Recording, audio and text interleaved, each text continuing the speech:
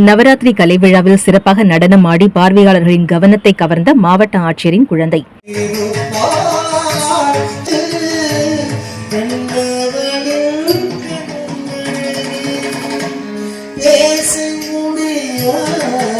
நாடு முழுவதும் நவராத்திரி திருவிழா உற்சாகமாக தொடங்கியுள்ளது. இதன் ஒரு பகுதியாக சிவகங்கை அரண்மனை வளாகத்தில் அமைந்துள்ள ஸ்ரீ ராஜராஜேஸ்வரி அம்மன் ஆலயத்தில் நாள்தோறும் பல்வேறு கலை நிகழ்ச்சிகள் நடைபெற்று வருகிறது. இதன் ஒரு பகுதியாக பாரதி கல்விக் கழகத்தின் சார்பாக பள்ளி குழந்தைகளின் நாட்டிய நிகழ்ச்சிகள் நடைபெற்றது.